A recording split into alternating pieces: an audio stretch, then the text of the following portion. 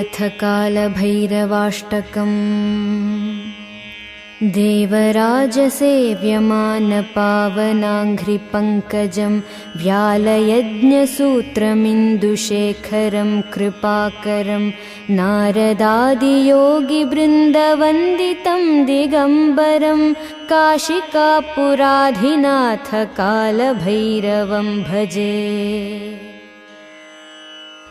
भानुकोटिभास्वरं भवाब्धितारकं परं नीलकण्ठमीप्सितार्थदायकं त्रिलोचनं कालकालमम्बुजाक्षमक्षशूलमक्षरं काशिकापुराधिनाथ कालभैरवं भजे। शूलटङ्कपाशदण्डपाणिमादिकारणं श्यामकायमादिदेवमक्षरं निरामयं भीमविक्रमं प्रभुं विचित्रताण्डवप्रियं काशिकापुराधिनाथ कालभैरवं भजे। भुक्तिमुक्तिदायकं प्रशस्तचारुविग्रहं भक्तवत्सलं स्थिरं समस्तलोकविग्रहं निक्वणन्मनोज्ञहेमकिङ्किणीलसत्कटिं काशिकापुराधिनाथ कालभैरवं भजे। धर्मसेतुपालकं त्वधर्ममार्गनाशकं कर्मपाशमोचकं सुशर्मदायकं विभुं स्वर्णवर्णकेशपाशशोभिताङ्गनिर्मलं काशिकापुराधिनाथ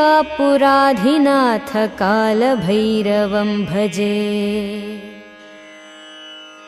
रत्नपादुकाप्रभाभिरामपादयुग्मकं नित्यमद्वितीयमिष्टदैवतं निरञ्जनं मृत्युदर्पनाशनं करालदंष्ट्रभूषणं काशिकापुराधिनाथ कालभैरवं भजे। अट्टहासभिन्नपद्मजाण्डकोशसन्ततिं दृष्टिपातनष्टपापजालमुग्रशासनम् अष्टसिद्धिदायकं कपालमालिकाधरं काशिकापुराधिनाथ कालभैरवं भजे। भूतसङ्घनायकं विशालकीर्तिदायकं काशीवासिलोकपुण्यपापशोधकं विभुं नीतिमार्गकोविदं पुरातनं जगत्पतिं काशिकापुराधिनाथ कालभैरवं भजे। कालभैरवाष्टकं पठन्ति ये मनोहरं ज्ञानमुक्तिसाधकं विचित्रपुण्यवर्धनं शोकमोहलोभदैन्यकोपतापनाशनं ते प्रयान्ति कालभैरवाङ्घ्रिसन्निधिं ध्रुवं ते प्रयान्ति कालभैरवाङ्घ्रिसन्निधिं ध्रुवम्। देव